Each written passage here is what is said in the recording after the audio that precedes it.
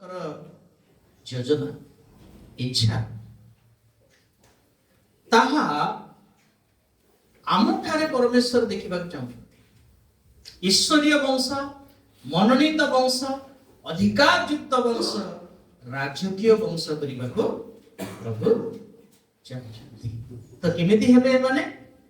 କଣ କଲେ ହେବେ?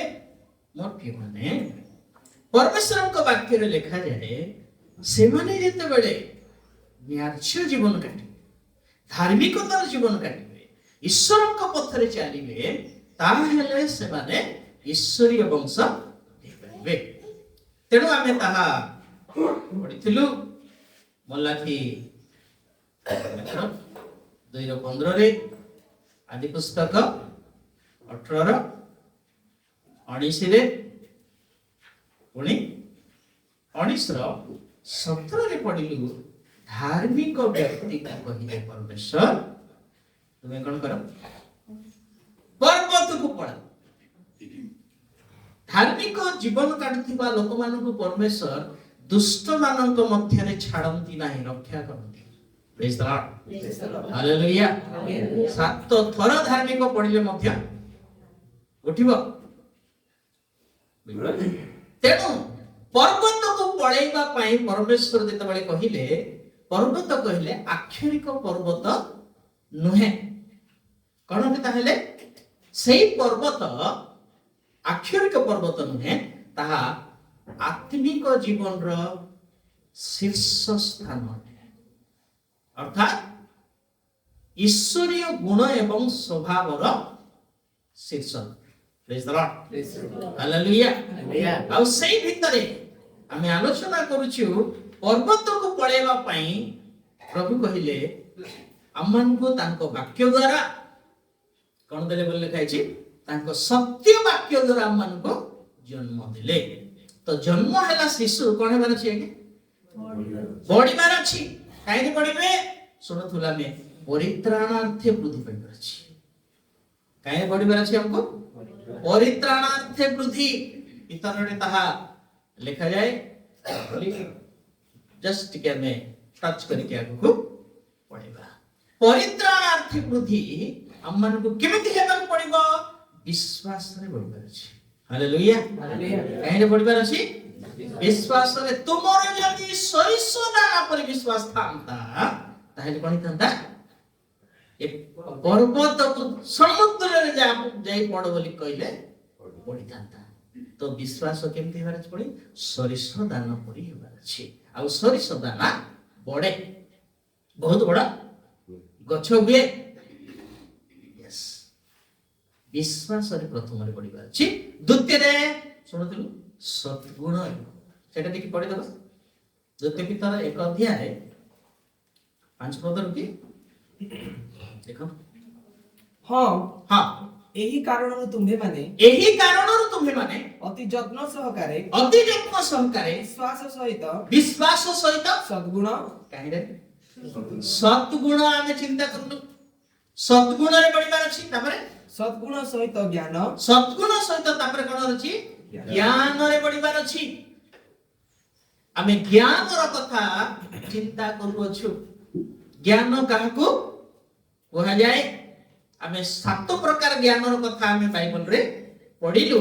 ସେ ଭିତରେ ଊର୍ଦ୍ଧ୍ୱରୁ ଆଗତ ଜ୍ଞାନ ଯାକୋବ 3:17 କଥା, ତାହା ଆମେ ପଢୁଛୁ, ଚିନ୍ତା କରୁଛୁ। କାରଣ ଜ୍ଞାନରେ ଆମକୁ ବଢିବାର ଅଛି। ଜ୍ଞାନରେ ବଢିବା ପାଇଁ ପଦ ପଢନ୍ତୁ। ଦ୍ୱିତୀୟ ପିତର 3:18 ପଦ। ଦ୍ୱିତୀୟ ପିତର 3:18 ପଦ।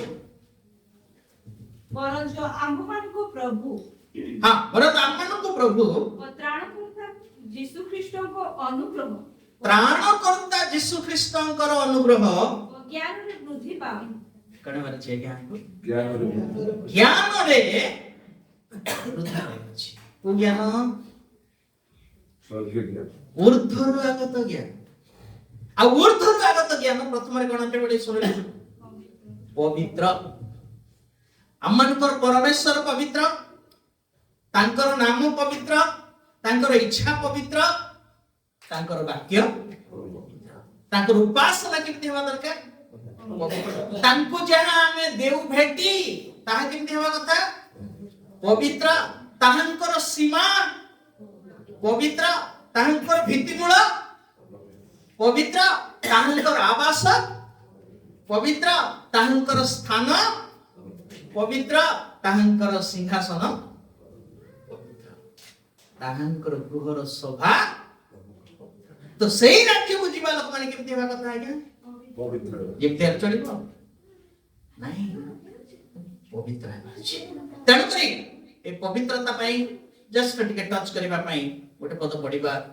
ପ୍ରଥମ ପିତର 1:15। ପ୍ରଥମ ପିତର 1:15। ମାତ୍ର ତୁମ୍ଭମାନଙ୍କର ଆହ୍ୱାନକର୍ତ୍ତା ଯେପରି ପବିତ୍ର ତୁମ୍ଭେମାନେ ମଧ୍ୟ ଆଜ୍ଞାବହ ସନ୍ତାନମାନଙ୍କ ପରି ସମସ୍ତ ଆଚରଣରେ ସେହିପରି ପବିତ୍ର ହୁଅ। କେତେଟା ଆଚରଣରେ ପବିତ୍ର ହେବା ପାଇଁ କହିଲେ? ଗୋଟିଏ ଆଚରଣ ନାହିଁ। କୌଣସି ଗୋଟେ କ୍ଷେତ୍ରରେ ବଢିଲେ ହେବନି। ଆପଣଙ୍କର ଶରୀରରେ ଯଦି ଗୋଟିଏ ଅଙ୍ଗ ଆଡେ ବା ଗୋଟେ ସାଇଡରେ ରକ୍ତ ସଞ୍ଚାଳିତ ହେଉଛି, ଆଉ ଗୋଟେ ସାଇଡରେ ହେଉନାହିଁ, କଣ କହିବି ତାକୁ? ଆଜ୍ଞା କଣ ହେଇଯାଇଛି? ପାରାଲିସିସ୍ ହେଇଯାଇଛି। ତାର ଆଉ ଗୋଟେ ଅଙ୍ଗ କଣ କରୁନାହିଁ? ତେଣୁ ପରମେଶ୍ୱର କହିଲେ ଆମମାନଙ୍କୁ ତମର ଗୋଟିଏ ଅଙ୍ଗ ନାହିଁ, ସର୍ବାଙ୍ଗ। ସବୁ ଚରିତ୍ରରେ ସବୁ ଗୁଣରେ କଣ ହେବାର ଅଛି? କେବେ ପବିତ୍ର ରାଜ୍ୟକୁ ଆମେ ନହେଲେ ନାହିଁ, ସମ୍ଭବ ନାହିଁ। ତା କଟିଯିବେ। ଲେଖାଇଛି ବାକ୍ୟରେ, ପ୍ରଭୁଙ୍କର ଦାସମାନେ ବି କଟିଯିବେ, ବିଶ୍ୱାସୀ ମାନେ ମଧ୍ୟ କଟିଯିବେ। କାରଣ ପ୍ରଭୁଙ୍କ ବାକ୍ୟରେ ଲେଖାଇଛି ସେମାନଙ୍କୁ ସେ ଅଲଗା କରିବେ, ଫିଲ୍ଟର। ପ୍ରେଜ୍ ଦ ଲର୍ଡ, ହାଲେଲୁୟା। ଦ୍ୱିତୀୟରେ ଆମେ ଚିନ୍ତା କଲୁ ଶାନ୍ତି ପ୍ରିୟ। ଏହା ମଧ୍ୟ କଣ ଅଟେ? ଈଶ୍ୱରଙ୍କର ଗୁଣ ଅଟେ। ତାକୁ ଆତ୍ମିକ ଜ୍ଞାନ ବା ଊର୍ଦ୍ଧ୍ୱର୍ବାଗତ ଜ୍ଞାନ ବୋଲି କୁହାଯାଏ। ଏହା ପ୍ରଭୁଙ୍କର ସ୍ୱଭାବ ଅଟେ, ଗୁଣ ଅଟେ, ଚରିତ୍ର ଅଟେ। ଆଉ ସେ ବିଷୟରେ ଆମେ ପ୍ରାଞ୍ଜଳ ଭାବରେ ଅଧ୍ୟୟନ କରିଛୁ। ଆଜି ତୃତୀୟ ବିଷୟ ଆମେ ଟିକେ ଚିନ୍ତା କରିବାର ବିଷୟ ଅଟେ। ତାହା କଣ ଅଟେ? ଟିକେ ପଢିଦେବେ। ଯାକୋବ 3:17 ପଢିଲୁ। କିନ୍ତୁ ଊର୍ଦ୍ଧ୍ୱରୁ ଆଗତ ଜ୍ଞାନ ପ୍ରଥମରେ ପବିତ୍ର, ଦ୍ୱିତୀୟରେ ଶାନ୍ତିପ୍ରିୟ, ତୃତୀୟରେ କଣ ଆଜ୍ଞା? ମୃଦୁଶୀଳ। ବାସ୍ ସେଇଟା ଆମେ ଚିନ୍ତା ଆଜି ଟିକେ କରିବା। ମୃଦୁଶୀଳ କଣ ଏହା? କାହାକୁ ମୃଦୁଶୀଳ ବୋଲି କୁହନ୍ତି? କେଉଁ ପ୍ରକାର ଜୀବନ ଅଟେ ତାହା ଯେ ଏହା ଊର୍ଦ୍ଧ୍ୱରୁ ଆଗତ ଜ୍ଞାନ ହେଲା? ଧ୍ୟାନ ସହିତ ଶୁଣିବେ, ତାହେଲେ ବୁଝିପାରିବା। ନହେଲେ କାଲା ଆଗରେ ମୂଳା ଚୋବାଇଲେ ନିଆଁ ହେଇଯିବ, ବୁଝିପାରିବା ନାହିଁ। ତେଣୁ ଏହି ମୃଦୁଶୀଳ ଈଶ୍ୱରଙ୍କର ଏକ ସ୍ୱଭାବ ଅଟେ, ଗୁଣ ଅଟେ। ପଢିଦେଉ ସେ ପଦ, ମାଥ୍ୟୁ 11:29 ପଦ। ଶୁଣନ୍ତୁ ଧ୍ୟାନ ସହିତ। ଆଜ୍ଞା, ମାଥ୍ୟୁ 11:29। ଅବା କେହି ପ୍ରଥମରେ ବଳବାନକୁ ନ ବାନ୍ଧିଲେ, ମାଥ୍ୟୁ 11:29। ମୋହର ଜୁଆଳି ଆପଣା ଆପଣା ଉପରେ ଘେନ, ପୁଣି ମୋ ନିକଟରୁ ଶିଖ। କାହାଠୁ ଶିଖ? କୋଉ ବକ୍ତାଙ୍କ ଠାରୁ ଶିଖନ୍ତୁ, କୋଉ ହିଲର ଠାରୁ ଶିଖନ୍ତୁ ନାହିଁ। ସେମାନଙ୍କୁ ଯଦି ଫଲୋ କରୁଛନ୍ତି, ସେମାନେ ଯେତେବେଳେ ପଡିଯିବେ, ଆପଣ ମଧ୍ୟ ପଡିଯିବେ। କାରଣ ମନୁଷ୍ୟ ପଡିଯାଏ, କିନ୍ତୁ ମୋର ପରମେଶ୍ୱର, ଆପଣଙ୍କର ପରମେଶ୍ୱର କେବେ ବି ପଡିବେ ନାହିଁ। ସେଥିପାଇଁ ଯୀଶୁ କହିଲେ ତୁମେ କାହାଠୁ ଶିଖ? ମୋ ଠାରୁ ଶିଖ। ମୋ ଠାରୁ ଶିଖ, କାରଣ ମୁଁ ମୃଦୁଶୀଳ ଓ ନମ୍ରଚିତ୍ତ। ଆଉ ତୁମ୍ଭେମାନେ ଆପଣ ଆତ୍ମାରେ, ହାଲେଲୁୟା, କୋଉଠି? ଆତ୍ମାରେ ଆତ୍ମାରେ ବିଶ୍ରାମ ପାଇବ। 28 ପଦର ଅର୍ଥ ଶାରୀରିକ ବିଶ୍ରାମ ନୁହେଁ। କି ବିଶ୍ରାମ ପାଇବା ପାଇଁ ଯୀଶୁ ଡାକିଲେ? ଆତ୍ମାର ବିଶ୍ରାମ ପାଇବା ପାଇଁ ଡାକିଛନ୍ତି। ଆଉ ଦୟାକରି ଧ୍ୟାନ ସହିତ ଶୁଣନ୍ତୁ, ଆମର ଶାରୀରିକ ବିଷୟ ପାଇଁ ଯୀଶୁ କୃଷାର୍ପିତ ହେଇ ନାହାନ୍ତି। ଶାରୀରିକ ସୁସ୍ଥତା ପାଇଁ ଯୀଶୁ କୃଷାର୍ପିତ ହେଇ ନାହାନ୍ତି, କାରଣ କୃଷାର୍ପିତ ହେବା ପୂର୍ବରୁ ଲୋକମାନଙ୍କୁ ସୁସ୍ଥ କରୁଥିଲେ। କଣ ନା? ତାହେଲେ ସେଥିପାଇଁ କୃଷାର୍ପିତ ହେବାର କଣ ଦରକାର ଥିଲା? କଣ ପାଇଁ କୃଷାର୍ପିତ ହେଲେ? ମୋର ଏବଂ ଆପଣଙ୍କର ପାପ ପାଇଁ କୃଷାର୍ପିତ ହେଲେ। Praise the Lord. Hallelujah. ଆଉ ଆମମାନଙ୍କର ଆତ୍ମାକୁ ପରିତ୍ରାଣ ଦେବା ନିମନ୍ତେ, ଆତ୍ମାକୁ ବିଶ୍ରାମ ଦେବା ନିମନ୍ତେ ସେ ଆମମାନଙ୍କୁ ଡାକୁଛନ୍ତି। କେନ ଆମେ ଅଧିକାଂଶ କଣ କରୁଛୁ? ଆକ୍ଷରିକ ଭାବରେ ବାକ୍ୟକୁ ଯେତେବେଳେ ବୁଝୁଛୁ, ପଢୁଆ ହଉଛି ଆକ୍ଷରିକ ଭାବରେ ଇସ୍ରାଏଲ ମାନଙ୍କ ନିମନ୍ତେ ଏ ବାଇବଲଟେ ଆମର ପାଇଁ। ବାଇବଲରେ କୋଉଠି ଲେଖା ହେଇଛି? ଓଡ଼ିଆ ବାଇବଲରେ ଭୁବନେଶ୍ୱର ମଣ୍ଡଳୀକୁ ଲେଖା ହେଇଛି କି? ତାହେଲେ ଆମେ କଣଠୁ? ଆତ୍ମିକ ଇସ୍ରାଏଲଠୁ। ଆଉ ବାକ୍ୟକୁ ବାଇବଲକୁ ଆତ୍ମିକ ଭାବରେ ଆମେ ବୁଝିବା ଦରକାର। ତେଣୁ ମୃଦୁଶୀଳ ଜୀବନ ଯୀଶୁ ଆପଣା ଜୀବନରେ କରିକି ଦେଖାଇଲେ। ଏଠି ଦିଟା ଅର୍ଥ କହିବି, ଦୟାକରି ଧ୍ୟାନ ସହିତ ଶୁଣନ୍ତୁ। ଲୁସିଫର 5ଟା ଷ୍ଟେପ ଉପରକୁ ଯିବା ପାଇଁ ଚାହିଁଲା, କିନ୍ତୁ ଯୀଶୁ କଣ କଲେ? 5ଟା ଷ୍ଟେପ ତଳକୁ ଆସିଲେ। ଟିକେ ପଢନ୍ତୁ ଯିଶାୟା ପୁସ୍ତକ 14 ଅଧ୍ୟାୟ 13 ପଦ। 12 ପଦରୁ ପଢିଲେ ଭଲ ଜାଣିପାରିବା। हे लुसिफर, प्रत्युष्यर पुत्र, तुम्हें किपरि स्वर्गरु पतित हेल? तुम्हें किपरि स्वर्गरु पतित हेल? गोष्ठी गणको तुम्हें जे नत करिथिल, गोष्ठी वर्गको तुम्हें जे नत करिथिल, तुम्हें किपरि भूमि निक्षिप्त हेल? तुम्हें किपरि भूमिरे पतित हेल? पुଣି तुम्हें मने मने कहिथिल, तुम्हें 13 पदरे देखंतु, मने मने कहिथिल आम्हे स्वर्गारोहण करिबा। प्रथम कोठी आमे स्वर्गारोहण स्वर्गारोहण करिबा। आम्हे परमेश्वरको नक्षत्र गण ऊर्ध्वरे अपना सिंहासन उच्चीकृत करिबा। 2 कोठी ऊर्ध्वरे पवित्र गणर ईश्वरଙ୍କ नक्षत्र गण। ए नक्षत्र गण के जानिଛନ୍ତି? ताहांकर साधु गण। Hallelujah hallelujah. ये कन्दी वर्णना करिवार समय आज नाही, तेन करी मु ताहा टच करू नाही। नक्षत्र गणर ऊर्ध्वरे जो माने तुमको उपासना आराधना करूछंती से मानको ऊपरे आमे बोली कहूछि। ऊर्ध्वरे 3 आम्हे उत्तर दिगର प्राନ୍ତ स्थित समागम पर्वतरे उपविष्ट हेबो। कोठी उत्तर दिगस्थ प्रांत स्थित समागम पर्वत। आमे शुणुछु पर्वत को पढ़ा।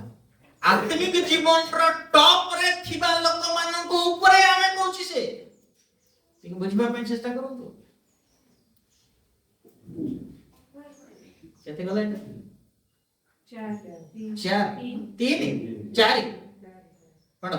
आम्हे मेघमाଳାର ଉଚ୍ଚ ସ୍ଥଳୀର यस कोठी मेघमाଳାର उच्च स्थळीरो ऊर्ध्वକୁ आरोहण करिबा। एटा होची सुनो मेघमाला माने कोन? मेघ काको दर्शाए? पवित्र आत्मा। से चाहुची जो माने पवित्र आत्मा रे प्राप्त पवित्र आत्मा पाई छथि से मानको ऊर्ध्वरे आमे की गर्व है या तार देखो। आ 5 कोन आम्हे सर्वोपरिष्ठଙ୍କର तुल्य हेबा। ये सब तमे पाउचे ना? हां नक्षत्र ऊर्ध्वरे तमे पवित्र आत्मा रे पूर्ण लोक मानकर ऊर्ध्वरे तमे आमे कोन तळे थिबु ना? कोन कहछि से सर्व परिष्ठंक परि हेबा। एई गर्भ पाई ही कोन हला से असं देबे यीशु केमती स्टेप तळ बसले। फिलिपी 2 अध्याय 14 फिलिपी 2 अध्याय 14 से ईश्वर रूपी हेले पॉइंट कौन हेले हैं ईश्वर रूपी हेले हैं ईश्वर को सहित समान होई रहबा निज निमंते ईश्वर को सहित सुनंदु से कार सहित समान हेबा पई चाहिला सहित ईश्वर सर्वपरिस्थ सहित किंतु जीसु कौन कले सर्वपरिस्थ परमेश्वर ताहंक द्वारा सब सृष्टि हैला किंतु से कौन कले बोले कहछि ईश्वर सहित समान ही धरि रखिबार विषय मने कले नाही प्रथम स्टेप हां दुई किंतु मनुष्य सदृश होई हां दास रूप धारण करी ओके एटा होछि गुटे सात पद पढछ ना हां हां सात पद किंतु मनुष्य सदृश होई दास रूप धारण करी यस एटा टिके से दीटा अछि मनुष्य रूप सदृश होई कौन है लिखा छी दास रूप धारण पॉइंट द्वितीय पॉइंट मनुष्य सृष्टिकर्ता आज्ञा केमती हेबा कथा कोन तो हां मनुष्य सृष्टिकर्ता केमती हेबा कथा ईश्वर ऑर्डर देबा आदेश देबा कथा किंतु से कौन है लिखा छी दास मनुष्य मानकर दास हालेलुया कौन है से दास आत्मा कोहा जाए मृदुता प्रेज द लॉर्ड आकु कोहा जाए मृदुता दास हेले कर्ता दास आजि हेबा असंभव मनुष्य जीवन रे बहुत कष्ट सेटा से त्याग जीए सह्य करिछि धन्य किंतु समस्त पई ताहा संभव नुहे दास हे परिबे नाही मनुष्य मानकर दास ले दुई तीन नंबर कोन सही पद रे ही लिखा अछि आपना को शून्य बोली कोन कले लिखा अछि शून्य बोली praise the praise the Lord hallelujah hallelujah कोन कले शून्य आपना को शून्य शून्य मान जीरो जीरो मान किसी में हां कोन जीरो हैला जानछथि तांको पाखरे आधिपत्य थिला कर्ता कोन थिला प्रभुत्व थिला सिंहासन थिला ईश्वर थिला ताको कोन करले गौरव थिला ए सब hallelujah praise the Lord praise the Lord hallelujah hallelujah यदि हमको गुटे दीटा डिजिग्नेशन मिले कोन हेबो पाद तळे लागिबो नाही इहा शिखाइबा पाई कहिले ऊर्ध्वरु आगत ज्ञान रे तमे पढो प्रेज द लॉर्ड को ज्ञान रे पढो ऊर्ध्वरु आगत ज्ञान रे पढो ऊर्ध्वरु आगत ज्ञान हम मन को बढिबार अछि आ ताहा कोन ते मृदुशील अछि निजको शून्य कले आज्ञा सहज कथा नहीं तीन चार नंबर कोन आठ करो पुणी मनुष्य भाव में देखा जाए हां मृत्यु पर्यंत ही हां मृत्यु पर्यंत आज्ञा होई आज्ञा भोग है को जाए कृष्ण मृत्यु पर्यंत आज्ञा जार कथा रे शून्य रे अंकुरित हेबो से परमेश्वर एते आज्ञा भोग हेले जे एटा अछि हमर मु कहि ऊर्ध्वरागत ज्ञान रे बाध्यता अछि ताको हमें चिंता करिबा सेटा खर्च करिबा नाही हां आपण अवनत करले 5 नंबर होछि आपना को अवनत माने कोन आज्ञा शून्य तो कले जीरो हैला आपना को अवनत माने कोन केबे फील कले जे टॉप रे थिबा परमेश्वर समस्तंक ऊर्ध्वरे से मोर एवं आपनकर उद्धार करता सबुठारु तळे पाताळ को गले मते रखे Hallelujah. Praise the Lord. Praise the Lord. ତାହାକୁ କୁହାଯାଏ Hallelujah. ଅବନତା। ଶୈତାନ ଭାବିଲା ଏଥର ଆମେ ଜିତିଲୁ ରେ, ପାର୍ଟି କରିବା କହିଲା ବେଳକୁ ତୃତୀୟ ଦିନରେ ପାତାଳରେ ଆଲୋକ ହେଇଗଲା। Praise the Lord. ସମସ୍ତେ ଲାଜ ଲାଜ ହେଇ କୋଉଠି ଲୁଚିବୁ ଧାଇଲେ। ଆଉ ସେତେବେଳେ ମୃତ୍ୟୁର ଅଧିକାରୀକୁ ମୃତ୍ୟୁ ଦ୍ୱାରା ପରାସ୍ତ କରି ଆଦମ ଠାରୁ ଚଢେଇଥିବା ଚାବି ଅଧିକାର ଛିନି ଛଡାଇ ତାକୁ ସେଠି ପାଦରେ ହାଲେଲୁୟା ପ୍ରେଜ୍ ଦ ଲର୍ଡ ଏପରି ପରମେଶ୍ୱର ନିଜକୁ ନତ କରି ନିଜକୁ କଣ କଲେ ଅବନତ କରି ମୋତେ ଏବଂ ଆପଣଙ୍କୁ ପାତାଳରୁ ଉନ୍ନତ କଲେ। ଏହା ଗୋଟେ ମୃତ୍ୟୁତା।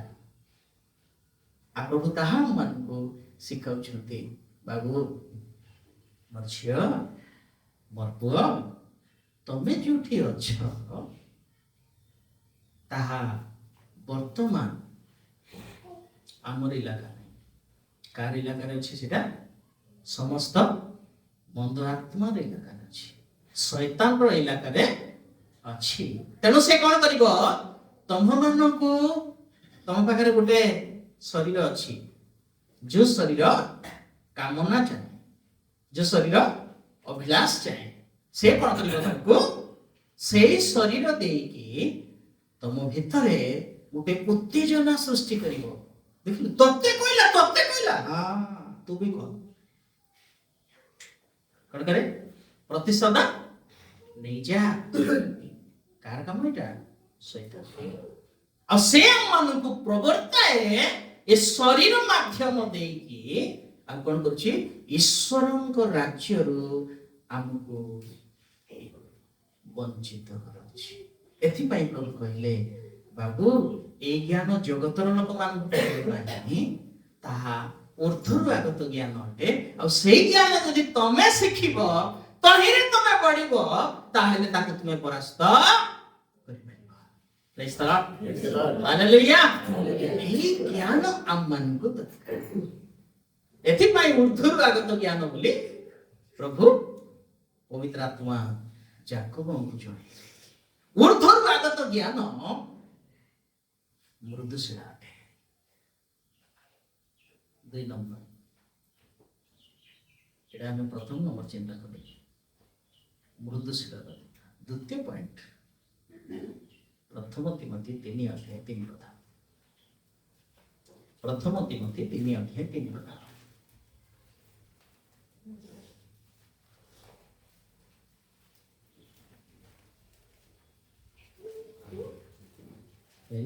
मध्य हाँ मध्य पाई की विवाद प्रिय न मद्य पाइकी विवाद प्रिय न ତା ବିପରୀତ କଥା ଅଛି ବୋଧେ ଏଠି। ଶରୀରକୁ କଣ କରେ ଅଭିଳାଷରେ ଟାଣି ନିଏ।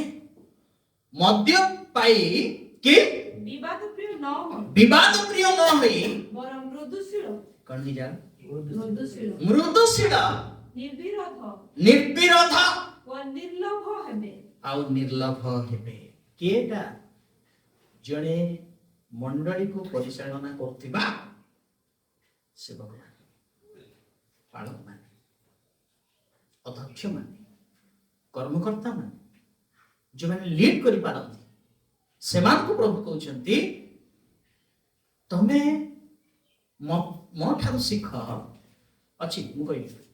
ଆଉ ସେମାନଙ୍କୁ କଣ କର ଶିଖାଇବା ପାଇଁ ତମର ଜୀବନ ଅନ୍ୟମାନଙ୍କ ନିକଟରେ ମୃଦୁଶୀଳ ହେବାର ଅଛି। ହାଲେଲୁୟା। Hallelujah. କଣ ନୁହେଁ ବିବାଦ ପ୍ରିୟ ନୁହେଁ। କିନ୍ତୁ ଆଜି ମଣ୍ଡଳୀ ଲୋକେ ଛାଡି ଯିବାର କାରଣ ହେଉଛି ଝଗଡା, ଗଡଗଡ, ଛୋଟ ଛୋଟ କଥାରେ ବିଶ୍ୱାସୀ ସହିତ ଝଗଡା, କର୍ମକର୍ତ୍ତା ସହିତ ଝଗଡା। ଯା ଆଜିଠୁ ମୁଁ ଆସିବି ନାହିଁ। କଣ କରୁଛନ୍ତି ଆପଣ? ତାପରେ ସେ ନ ଆସିଲେ କଣ ହେଲା, ହଁ ସେ ଗଲା, ତାକୁ ନ ଆସିଲେ କଣ ହେଲା ବୋଲି କହିଲେ ନେକ୍ସଟ ଲୋକଙ୍କ ସହିତ ମଧ୍ୟ ସେମିତି ହେଲେ से मध्य गला से न आसले कोन हो सेति पई खाली हे कोन करबार छी प्रभुंकर लोक माने झगड़ा ठारू निवृत्त रहबार छी बहुत दिन कहले ए कथा आपणको भितरे अंतर्जाला जळु थिले मध्य क्रिश्चियन माने सेवक माने झगड़ा है praise the Lord Praise the Lord. ये भितरे बहुत कष्ट दिए तिक्त मना कि कोन करिबार अछि ताकू नरम मृदुशील अर्थ कोन होते नरम कोमलता ताहा हम ठारे देखा जाय एहा होते ईश्वरीय ज्ञान प्रभु ताहा मन को सिखाइबा पई चाहछन्ते तहिरे हमको गोडिबा पई से चाहछन्ते पढ़ियंतु पाळत मानकर कथा आगु लिखाइ छी द्वितीय तिमोथी 2 अध्याय 23 पद शेष हो जाए काहिले हां निर्बोध और वितंडा वादनुवाद जे विरोध जन्माए एटा कोन करे विरोध विरोध जन्माए वादनुवाद सेति पई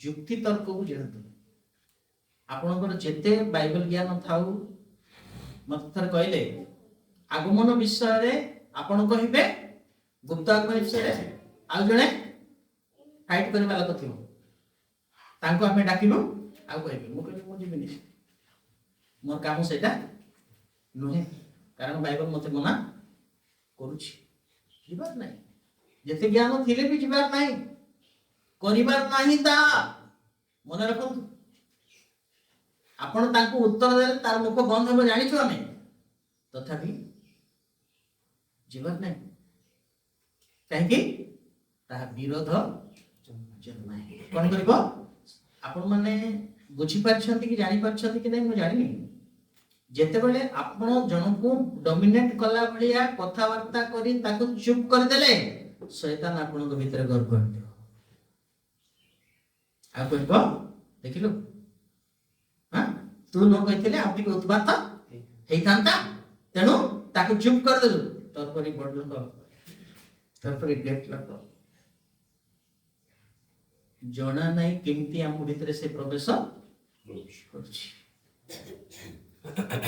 सेति पई प्रभु को वाक्य लिखि तार चालाकी तार कल्पना को जानिबार अछि praise the Lord hallelujah Hallelujah. ये सब छोटा छोटा अपराध ताकू कुआ जाय कुश्चित संदेह आ गोटे पदरे लेखा है ताहा सहजरे बेस्तनकारी पाप कोन ताहा सहजरे बेस्तनकारी कोन करिबो से भलो काम करे कि आपन को गर्वी कोन करिबे आप आस्ते आस्ते आपन को भितरे गुटे गुटे दाना बांधुछि गर्भर आ गुटे स्टेप जते बेले जिबे आ गुटे पुलपिट को आपण जते बेले जिबे आ गुटे बड़ नहीं से काम हम मान कोनटे ऊर्ध्वर आगत ज्ञान कोमलता है ताहा हमको सिखिबार अछि झगड़ा अशांति थारु दूर रहबा हां पढंता परे केते बंद कइथिले 23 रु 2 रो द्वितीय तिमोथी 23 2 रो 23 झगड़ा उत्पन्न करे विवाद जन्माए हां विरोध जन्माए एहा जानि से सब अग्राह्य कर कौन कर लिखा छी हां अग्राह्य ग्रहण कर नहीं अग्राह्य कर यदि प्रशंसा करंतु एठी आ गुटे डेंजर विषय अछि जे जगह रे हमको अधिक प्रशंसा करंती सेठी मध्य गर्भ आसीबार किन जणा नहीं शैतान रो चातुरी एते द्रुत जे सहजरे पाप हमको कोन करछि बेस्ट करछि एथिपाई प्रभु कहले ऊर्ध्वर आगत ज्ञान रे चलो ए जगत रो नष्ट कल्प ज्ञान रे praise the Lord Praise the Lord. तेबे तार भिन्नता को बुझी परिबे जानि परिबे नहले चिनि परिबे नहीं ए भी धड़ा से भी धड़ा जानि छथि दीटा प्रकाशित वाक्य रे ଦୁଇ ଗୋଟି ଶ୍ଵେତ ଅଶ୍ବ ଅଛି। ଜାଣିଛ? 6ରେ ଅଛି 19ରେ ଅଛି। କେମିତି ଜାଣିବେ ଆପଣ? କୋଉଟା? ଦିଟା ଯାକ ତ ଶ୍ଵେତ ଅଶ୍ବ, ଶାନ୍ତିର ପ୍ରତୀକ। ଆଉ ଆମେ ସେଠି ଯାଇନୁ। Okay good. 24 ପ୍ରଭୁଙ୍କ ଦାସ ବିରୋଧ କରିବା ଉଚିତ ନୁହେଁ। କଣ କରିବା ନୁହେଁ? ବିରୋଧ କରିବା ଉଚିତ ନୁହେଁ। এই ସମୟରେ ନୀରବ ହେବା, କୋମଳ ହେବା ଅତି ଜରୁରୀ। ମୃଦୁଶୀଳ ହେବା ଅତି ଆବଶ୍ୟକ। এই ପଦକୁ ମନେ ରଖିବାର ଅଛି। ହଁ, ମାତ୍ର ସମସ୍ତଙ୍କ ପ୍ରତି କୋମଳ, କୋମଳ। ଆଉ ଶିକ୍ଷାଦାନରେ ନିପୁଣ, ଆଜି ସ୍ୱୀକାର କରୁଛି ମୁଁ, ଏଇଟା ମୋର ନଥିଲା। ଶିକ୍ଷା ଦେବାଟା ନଥିଲା। ଜଣେ ଶିକ୍ଷକ ଏବେ ଯେମିତି ସେ ଚାଲିଗଲେ, ସେ ଦିନେ ମତେ କହିଲେ, ପାଷ୍ଟର ମାନେ ଶିକ୍ଷାଦାନରେ ନିପୁଣ ହେବା କଥା ନେଇକି ଆଜ୍ଞା ସରିଗଲା। ମୁଁ ହଁ କହିପାରୁନି, ନାଇଁ କହିପାରୁନି। କାହିଁକି? ଏ ପଦ ମୋର ମନେ ହିଁ ନାଇଁ। ଭାବୁଛି ଆମକୁ କେତେବେଳେ ଛାଡ଼ିବି ଆଉ ବାଇବଲ ଖୋଜିବି। ସତ କହୁଛି, ସେଦିନ ବୋଲିକି ସେ 11ଟା ଅଧେ ପର୍ଯ୍ୟନ୍ତ ମୋର ସହିତ ଅଛନ୍ତି। ବାଇବଲ ବିଷୟରେ ବହୁତ ପକଦ ଜ୍ଞାନ। ତାଙ୍କୁ ମୁଁ ପ୍ରଶ୍ନର ଉତ୍ତର ଦଉଛି, ଜଣା ନାହିଁ କେମିତି ଦଉଛି। ସେ ଶୁଣୁଛନ୍ତି, ସେ ପଚାରୁଛନ୍ତି, ସେ ଶୁଣୁଛନ୍ତି, ସେ ମୁଁ କହୁଛି। 11ଟା ଅଧେ ହେଲା। ଆଜ୍ଞା କି ନିଦ ହେବ ମତେ? ଏ ପଦ ଯେ ପର୍ଯ୍ୟନ୍ତ ଖୋଜି ନାହିଁ, ନିଦ ହେଲା ନାହିଁ। ଯେତେବେଳେ ମୁଁ ପାଇଲି, ଦୀର୍ଘ ନିଶ୍ୱାସ ନେଲି, ଆଉ ସେ ଦିନ ଠାରୁ ପ୍ରାର୍ଥନା କଲି, ପ୍ରଭୁ ତୁମର ସେବା କାର୍ଯ୍ୟ ପାଇଁ ମତେ ଶିକ୍ଷା ଦାନରେ ନିପୁଣ କର। ଆଉ ସେଇ ଦାନ ଆପଣମାନଙ୍କ ନିକଟରେ ପ୍ରଭୁ ପ୍ରକାଶ କରିଛନ୍ତି। ମୋ ପାଖରେ କୌଣସି ଡିଗ୍ରୀ ନାହିଁ।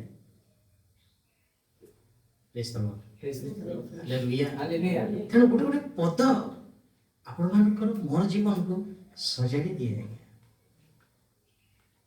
ସେଥିପାଇଁ ପରମେଶ୍ୱରଙ୍କ ବାକ୍ୟରୁ ଗୋଟେ ପଦ ପାଇବା ଦରକାର, ମାଗିବା ଦରକାର।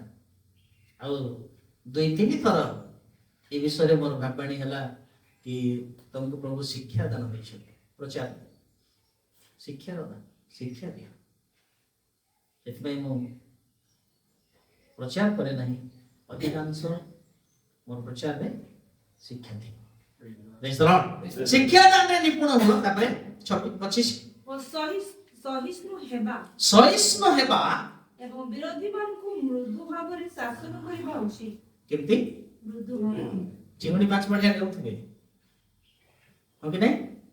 ପାଳକଠାରୁ ମଧ୍ୟ ବଳକା ବିଶ୍ୱାସୀ ମାନେ ଏମିତି କଥା କହିବେ ଯେ ଯାହା ପାଳକଙ୍କୁ ଜଣା ନାହିଁ, ସେ ନା ତାଙ୍କୁ ଉତ୍ତର ଦେଇପାରିବ, ନା ତାଙ୍କୁ ବାଟକୁ ଆଣିପାରିବ। ତେଣୁ ପାଷ୍ଟର ବିଶ୍ୱାସୀ ମାନଙ୍କର ପକେଟର ତାଙ୍କ ପ୍ୟାଣ୍ଟ ପକେଟର ଭିତରେ ଯେତେବେଳେ ଇଚ୍ଛା କରିବେ ଯେତେବେଳେ ଇଚ୍ଛା କରିବେ ଭିତରେ ନାଇଁ। ସେଥିପାଇଁ ପବିତ୍ର ଆତ୍ମାଙ୍କର ସାହାଯ୍ୟ ଦରକାର। ପବିତ୍ର ଆତ୍ମା ଆପଣଙ୍କ ସହିତ ଯଦି ଅଛନ୍ତି, ସେ ଆପଣଙ୍କୁ କେମିତି ଗାଇଡ କରିବେ, କେମିତି ଉତ୍ତର ଦେବାକୁ ପଡିବ, ତାହା ସେ ଆମମାନଙ୍କୁ ଶିକ୍ଷା ଦିଅନ୍ତି। ହାଲେଲୁୟା। ତେଣୁ ମୃଦୁ ଭାବରେ ସେମାନଙ୍କୁ କଣ କର? ଶାସନ କର। ତାହାହେଲେ କିଏ ଜାଣେ? ଈଶ୍ୱର ସେମାନଙ୍କୁ ସତ୍ୟ ସମ୍ବନ୍ଧରେ ଜ୍ଞାନ ପ୍ରାପ୍ତ ହେବା ପାଇଁ କଣ କରିବେ? ମନ ପରିବର୍ତ୍ତନ ରୂପ ବର ଦେବେ। ହାଲେଲୁୟା। ଯଦି ରକ୍ଷା ପାଇଗଲା ଆଜ୍ଞା, ଜାଣିଛନ୍ତି ସେଇ ଧନ ଆପଣ ସ୍ୱର୍ଗରେ ସଞ୍ଚୟ କରିବେ। କୋଉ ଧନ ନେଇପାରିବେ ନାହିଁ। ଆପଣଙ୍କ ସହିତ ଯଦି କିଛି ଧନ ଯିବ, ତାହେଲେ ଆପଣଙ୍କ ଆତ୍ମା ସହିତ ଆପଣଙ୍କ ଜୀବନ ଦେଇ ଯେଉଁ ଲୋକ ରକ୍ଷା ପାଇଛି, ତାର ଆତ୍ମା ସ୍ୱର୍ଗରେ ଯିବ। ସେଇ ଧନ ସଞ୍ଚୟ କରିବା ପାଇଁ ଯୀଶୁ କହିଲେ। ନା ଫାକ୍ସରେ ପଠେଇଲେ ଯିବ କି ସେଠି? କୋରିଅର ପଠେଇଲେ ଯିବ କି? କିଛି ନେଇପାରିବେନି, ଯାଇପାରିବ ନାହିଁ।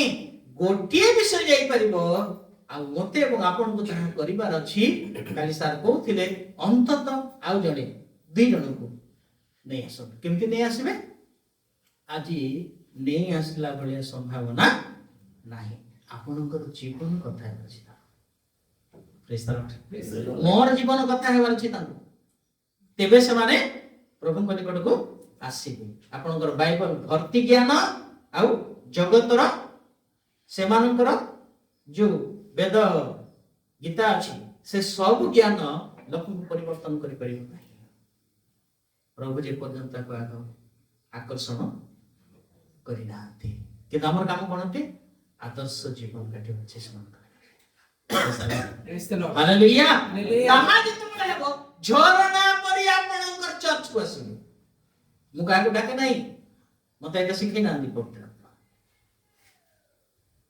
ଦାରିଙ୍ଗବାଡିରେ ଥିଲି, ଯୋଉମାନେ ଜାଣିଛନ୍ତି ଦାରିଙ୍ଗବାଡି ନୈଷ୍ଠିକ ହିନ୍ଦୁ, ଗୋଟେ ଆତ୍ମା ବି ନାହିଁ ସେଠି। ଚାରିଆଡେ ପାଳକ ଅଛନ୍ତି, ଆଉ ଦାରିଙ୍ଗବାଡି ସବୁଠାରୁ ଖ୍ରୀଷ୍ଟିଆନ ବ୍ଲକ ଜାଣିଛନ୍ତି। କିନ୍ତୁ ସେ ଗାଁ କିନ୍ତୁ ଗ୍ରାଣ୍ଡବାଡି କେହି ସେ ଭିତରେ ପଶି ପାରୁ ନଥିଲେ। 2 ବର୍ଷ ମତେ ପ୍ରାର୍ଥନା କରି ଭଲ ଲାଗେ। 2 ବର୍ଷ ପରେ ପ୍ରଭୁ ଏମିତି କାର୍ଯ୍ୟ କଲେ, ଜଣେ ମଲା ପୁଅ ବଞ୍ଚିଲା। ତାପରେ ଦେଖିଲେ ମୋ ଆଗରୁ 2ଟା ପାଷ୍ଟରଙ୍କର ବେଡିଂ ପତ୍ର ସବୁ ଘର ଠାରୁ କିଣିଦେଲେ, କିନ୍ତୁ ମତେ 2 ବର୍ଷ ପରେ ସ୍ୱାଗତ କରିବାକୁ ଲାଗିଲେ। ଏବେ ମୁଁ ଯଦି ଯିବି ଦାରିଙ୍ଗବାଡିରୁ ଗ୍ରାଣ୍ଡବାଡି ପର୍ଯ୍ୟନ୍ତ ହାତ ତଳକୁ ହବ ନାହିଁ, ଉପରେ ଥିବାର ଅଛି। ଯିଏ ଦେଖିଲା ନମସ୍କାର। ମୋର ଗର୍ବ ପାଇଁ କହୁନାହିଁ, କ୍ଷମା କରି ପ୍ରଭୁଙ୍କ ଗୌରବ ପାଇଁ। ହାଲେଲୁୟା। ତାପରେ ଯେତେ ହିନ୍ଦୁ ପରିବାର ଥିଲେ ଗୋଟେ ପରେ ଗୋଟେ ଝରଣା ପରି ଚର୍ଚ୍ଚକୁ ଆସିବାକୁ ଲାଗିଲେ। ମୁଁ ଯେତେବେଳେ ଆସିଲି ଇଆଡେ ବନ୍ଦ ହେଇଗଲା ଝରଣା। କାହିଁକି? ସେଭଳି ଲିଡିଂ ଲେଭେଲକୁ ଆଉ ନାହିଁ। ତେଣୁ ଆମମାନଙ୍କର ଜୀବନ ଯଦି ଅନ୍ୟମାନଙ୍କୁ କଥା ହବ, ଅଟୋମେଟିକ ସେମାନେ ପ୍ରଭୁଙ୍କ ନିକଟକୁ ଆସିବେ। ଆମକୁ ଡାକିବାକୁ ପଡିବ ନାହିଁ। ସେଥିପାଇଁ ଆମଠାରେ ଆଦର୍ଶ ଜୀବନ ଥିବାର ଅଛି। କହିବି ଅଛି। ହଁ, ନେକ୍ସଟ 24। ଆଉ ଯେଉଁ ଶୟତାନ ସେମାନଙ୍କୁ ତାହାର ଏଇଟା ହିଁ ଆମେ ପଢୁଥିଲୁ, ଏଇଟା ହିଁ ଚିନ୍ତା କରୁଥିଲୁ। ତମ ଶରୀର ଭିତରେ କଣ କରିବ ଶୟତାନ? ହଁ, ପଢ। ଆଉ ଯେଉଁ ଶୟତାନ ସେମାନଙ୍କୁ ତାହାର ଇଚ୍ଛା ସାଧନ କରିବା ନିମନ୍ତେ ବନ୍ଦୀ କରିଅଛି। କଣ କରିଅଛି? ବନ୍ଦୀ କରିଅଛି। ସଚେତନ ହୋଇ ତାହାର ଫାନ୍ଦରୁ ମୁକ୍ତ ହେବେ। ହାଲେଲୁୟା। କଣ ହେବେ? ପୁଣି ସଚେତନ ହେବେ। ତାମାନେ ସଚେତନ ନଥିଲା, ସେମାନେ ସଚେତନ ପାଇବେ ଆଉ ତାର ବନ୍ଧନରୁ କଣ କରିବା ଦ୍ୱାରା? ମୃଦୁ ଭାବରେ ଯଦି ଆପଣ ସେମାନଙ୍କୁ ଆଗ ନିଜେ ମୃଦୁଶୀଳ ହେବାର ଅଛି, ତାପରେ ଆଦର୍ଶ ଦେଖିବାର ଅଛି। 3 ନମ୍ବର ପଏଣ୍ଟ, ତିତସ 3:2। ତିତସ 3:2 ଶୁଣନ୍ତୁ ଧ୍ୟାନ ସହିତ। କାହାରି ନିନ୍ଦା ନ କରିବାକୁ, କାହାରି ନିନ୍ଦା ନ କରିବାକୁ, କାହାରି ବିରୋଧୀ ନ ହେବାକୁ, କାହାରି ବିରୋଧୀ ନ ହେବାକୁ, ମୃଦୁଶୀଳ ହେବାକୁ। କଣ ହେବାକୁ ଲେଖାଇଛି? ମୃଦୁଶୀଳ ହେବାକୁ। ପୁଣି ସମସ୍ତ ଲୋକଙ୍କ ପ୍ରତି ହଁ, ସର୍ବ ପ୍ରକାର କୋମଳ ଭାବ ଦେଖାଇବାକୁ ସେମାନଙ୍କୁ ସ୍ମରଣ କରାଅ। ଆଗ ଶିଖ। ୟା ଟିକେ ଦେଖନ୍ତୁ, କର୍ମକର୍ତ୍ତା, ପାଳକ, ପ୍ରଚାରକ ମାନେ କୋଉଠୁ ଶିଖିବାର? ବାକ୍ୟରୁ। କୋଉଠି ଶିଖାଇବାର? ପୁଲପିଟରୁ। ବାକ୍ୟରୁ ଶିଖିବାର ଆଉ ପୁଲପିଟରୁ ଶିଖାଇବାର। କିନ୍ତୁ ଆମର କଣ ହୁଏ? ଉଲ୍ଟା ହେଇଯାଏ। ନାଇଁ, ଆଗ ବାକ୍ୟରୁ ଶିଖ, ପ୍ରଭୁଙ୍କ ଠାରୁ ଶିଖ।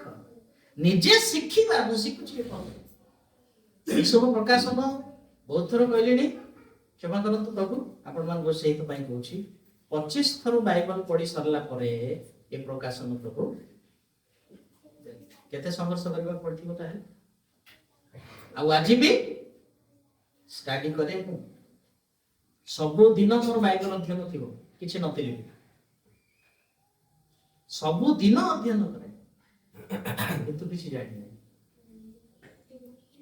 ଯେତେ ଅଧ୍ୟୟନ କଲେ ମଧ୍ୟ ଯେତେ ଖୋଳୁଛି ସେତେ ଗଭୀର, ସେ ଭିତରେ ଅଗାଧ ସମୁଦ୍ର। ଆଜ୍ଞା पाई हो नहीं से सब वो से मूल कोटी एपर्यंत मिलने एते गभीर praise the Lord Praise the Lord. Hallelujah Hallelujah. मृदुशील कोन लेखा अछि मृदुशील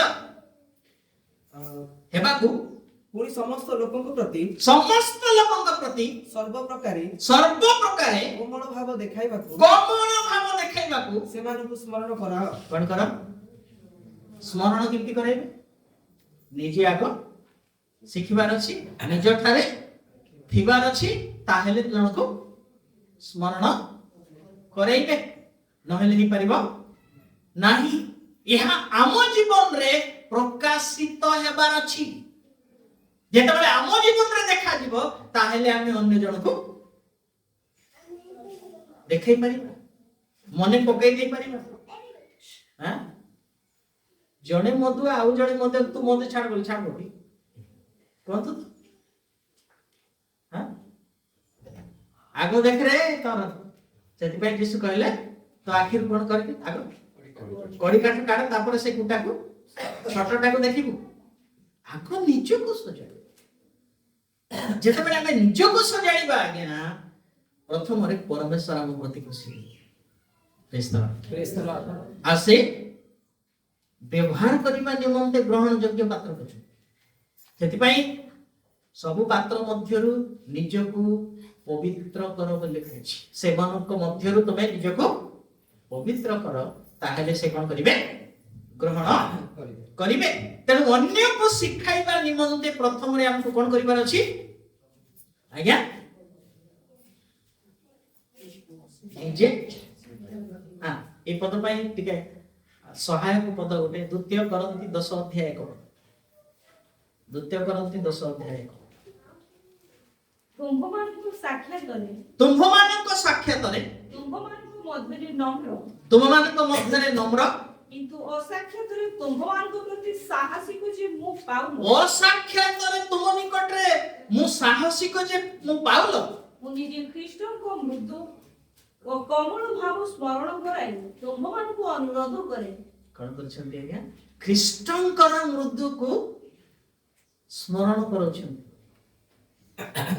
ଆମମାନଙ୍କର ଜୀବନରେ ପ୍ରଥମରେ ଖ୍ରୀଷ୍ଟଙ୍କ ଠାରୁ ଶିଖିବାର ଆଉ ତାହା ଆମ ଜୀବନରେ ଲାଗୁ କରିବାର ନେକ୍ସଟ ଷ୍ଟେପ ଅଟେ ଅନ୍ୟମାନଙ୍କୁ ସ୍ମରଣ କରିବାର ମନେ ପକାଇ ଦେବାର ବାବୁ ବାପ୍ତିସ୍ମ ଯୋଉ ଦିନ ନେଲୁ ମାଲ ବାପ୍ତିସ୍ମ ଯୋଉ ଦିନ ନେଲୁ କଣ ବୋଲି କହିଥିଲୁ ସେଦିନ ତୋର କାନ୍ଦରେ ତୋର ଅଶ୍ରୁ ଝରାରେ ଏଇ କଥା ମନେ ଥିଲା ତାହା ପ୍ରଫୁଟିତ ହେଉଥିଲା କି ଯଦି ଆଜି ମୁଁ ବଞ୍ଚିବି ତାହେଲେ ପ୍ରଭୁ ତୁମ ପାଇଁ ବଞ୍ଚିବି ଯଦି ମରିବି ପ୍ରଭୁ କାହା ପାଇଁ ହଁ କି ଏଇନା ଏଇଟା ଯଦି ଏଇଭଳିଆ ଅନୁଭବରେ ବାପ୍ତିସ୍ମ ନେଇନାହାନ୍ତି ତାହେଲେ ପ୍ରକୃତରେ ଆପଣ ପରିତ୍ରାଣ ପାଇନାହାନ୍ତି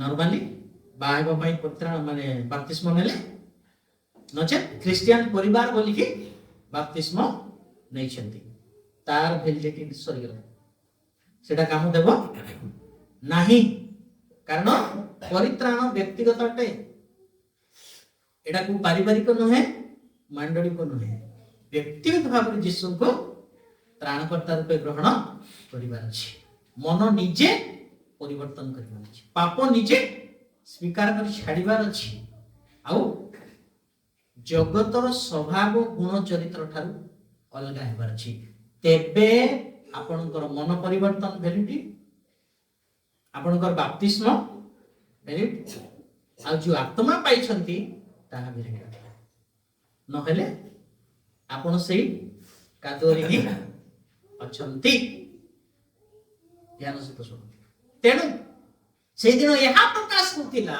ତୋର କାନ୍ଦ ତୋର ଅଶ୍ରୁ ଛରାରେ ଜଣା ପଡୁଥିଲା କି ଆଜିଠୁ ଯଦି ମୁଁ ବଞ୍ଚିବି ପ୍ରଭୁ ତୁମ ପାଇଁ ନିଷ୍ପତ୍ତି କରିଥିଲ ତାହା ଆଜି ମନେ ପକା କୁଆଡେ ଯାଇଛ ଏଇ କଥା ଜଣେ ଲିଡର ଜଣେ ଅଧ୍ୟକ୍ଷ ଜଣେ ଆଦର୍ଶ ବିଶ୍ୱାସୀ ଅନ୍ୟମାନଙ୍କୁ ମନେ ପକାଇବ ପ୍ରେଜ୍ ଦ ଲର୍ଡ। ଆମର ଜୀବନ କେତେ ଜଣଙ୍କୁ ମନେ ପକାଉଛି? ଛାଡ଼ ଛାଡ଼ ସେ ଘୁଷୁରିଟା, ଏମିତି ତ କହୁନା। ଆମକୁ କେହି ଆଙ୍ଗୁଠି ନ ଦେଖାନ୍ତୁ, କାରଣ ଆମେ ଯୀଶୁଙ୍କର ପବିତ୍ର ରକ୍ତରେ କ୍ରୀତ ଲଗନ୍ତୁ। ହାଲେଲୁୟା। 4 ନମ୍ବର କଲୋସି 3:12 4 କଲୋସି 3:12 ଅତଏବ ଈଶ୍ୱରଙ୍କ ମନୋନୀତ ସାଧୁ ଓ ପ୍ରିୟ ଲୋକ ହୋଇ ଈଶ୍ୱରଙ୍କର ମନୋନୀତ, ଶୁଣନ୍ତୁ ଧ୍ୟାନ ସହିତ, ସାଧୁ କହିଲେ ଖାଲି ପାଷ୍ଟର ମାନେ ଆଉ ଲିଡର ମାନେ ବୋଲି ଭାବନ୍ତି ନାହିଁ, ବିଶ୍ୱାସୀ ମାନେ ଅଟନ୍ତି ସାଧୁ। ୟେସ୍, କମଳ ହୃଦୟ, କମଳ ହୃଦୟ, ଦୟା, ଦୟା, ନମ୍ରତା, ନମ୍ରତା। ମୃଦୁତା ଓ ଦୀର୍ଘ ସହିଷ୍ଣୁତା ପରିଧାନ। ଏଠି ମଧ୍ୟ ଲେଖା ହେଇଛି କୋଉଟା ପରିଧାନ କରିବାର ଆଜ୍ଞା? ମୃଦୁତାକୁ ପରିଧାନ କରିବାର ଅଛି। ଆପଣ ଯଦି ପୋଷାକ ପିନ୍ଧି ନଥାନ୍ତେ, ଡ୍ରେସ ପିନ୍ଧି ନଥାନ୍ତେ, ଲୋକେ କଣ କହିଥାନ୍ତେ? ଆଜ୍ଞା ପାଗଳ। ହଁ? ପ୍ରଭୁଙ୍କର ଦୂତ ମାନେ କଣ ଦେଖୁଛନ୍ତି? ଯେଉଁମାନେ ମୃଦୁତାର ବସ୍ତ୍ର ପିନ୍ଧି ନାହାନ୍ତି, ଇନକା ମାଇଣ୍ଡ ଖରାପ है। କିଏ କହୁଛନ୍ତି? ସ୍ୱର୍ଗର ଦୂତ ମାନେ। ବୁଝିପାରିଲେ? ପୁଣି ପ୍ରଭୁ ଆମକୁ ଅଧିକାର ଦେଇଛନ୍ତି ଦୂତ ମାନଙ୍କର ବିଚାର କରିବା ପାଇଁ। ତ ସେମାନେ ଆମକୁ ଯେତେବେଳେ ଉଲ୍ଲଗ୍ନ ଅବସ୍ଥାରେ ଦେଖିଥିବେ, ଇଏ ବିଚାର କରିବ ବୋଲି କହିବେ ତ ନାହିଁ। ତେଣୁ ମୃଦୁ ଜୀବନ, ମୃଦୁତାର ଜୀବନକୁ ନିଜେ କଣ କରିବାର ଅଛି? ପରିଧାନ କରିବାର ଅଛି। ଆଉ ଯେଉଁମାନେ ତାର ସହାୟକ ପଦ ଗାଲାତି 3:27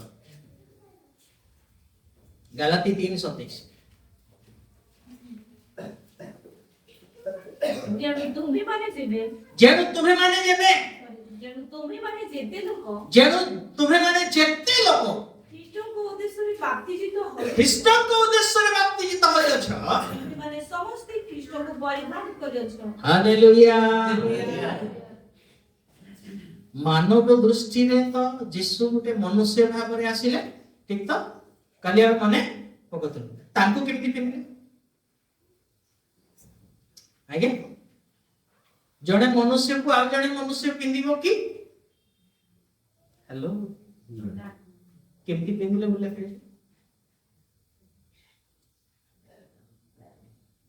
ଯୀଶୁଙ୍କର ଗୁଣ, ଯୀଶୁଙ୍କର ଚରିତ୍ର, ଯୀଶୁଙ୍କର ସ୍ୱଭାବକୁ ଯେତେବେଳେ ଆମେ ଆପଣାଇଲୁ, ତାହେଲେ କାହାକୁ ପିନ୍ଧିଲୁ? କୁହନ୍ତି କି ନାହିଁ? ये कौन होते? जेरस कॉपी है ना? ता पाखरे कौन थिबो? तार गुण, तार चरित्र, तार अभ्यास थिबो। तेणु ताको कौन कहते? आ ये तो जेरस कॉपी आ। सेम कहूची, सेम चाली, सेम अभिनय। तो आमे काहाको परिधान कलु? ख्रीष्टंकर गुण स्वभाव को परिधान। तेणु मृदुशील मध्य कौन थे? एक ख्रीष्टंकर स्वभाव। ताकू आम कौन करिवार अछि? पिंधिवार अछि। जदि एपरि स्वभाव एवं गुण आज्ञा ताहांकर आगमन बेले थिबार अछि। पुणी प्रकाशित वाक्य केते 17-15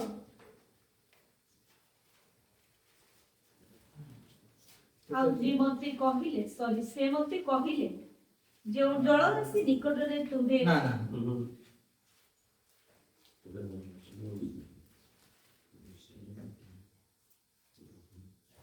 ଏତର 15 ଟିକେ ସାହାଯ୍ୟ କର।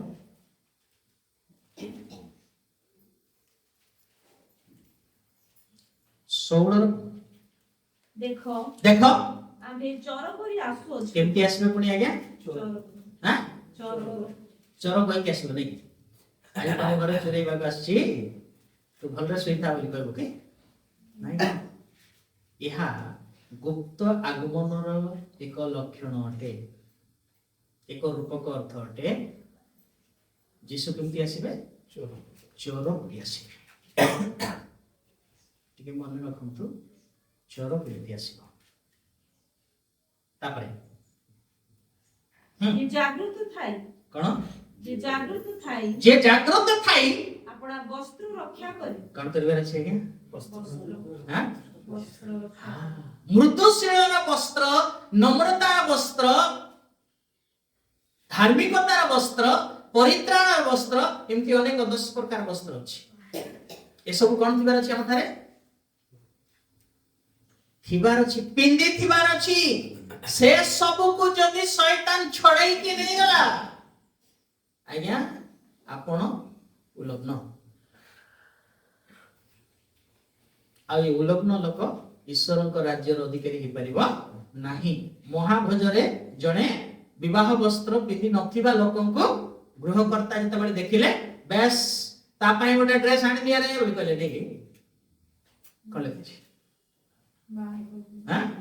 ବାହାର କରି ଅନ୍ଧକାର ସ୍ଥାନକୁ ଫିଙ୍ଗି ଦିଅ ସେଠି ଦନ୍ତର କିଣିମିଳି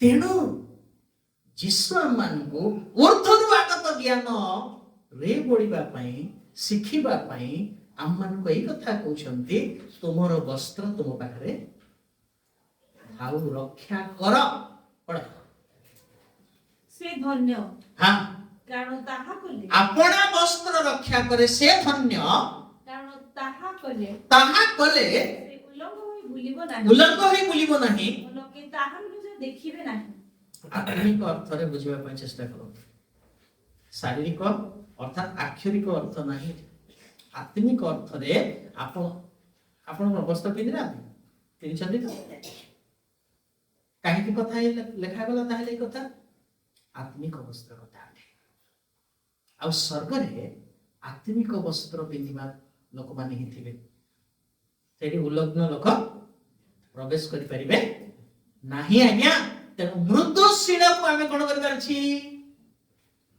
ପିନ୍ଧିବାର ଅଛି ତାହେଲେ ଆତ୍ମିକ ଜୀବନରେ ଆପଣ ବସ୍ତ୍ର ପିନ୍ଧି ଅଛନ୍ତି ବୋଲି Praise the Lord. Hallelujah. କେତେ ନମ୍ବର ହେଲା ଆଜ୍ଞା କେତେ ନମ୍ବର ପଏଣ୍ଟ ଏଟା 4 ନମ୍ବର 5 ଏପିସି 4 ଏବେ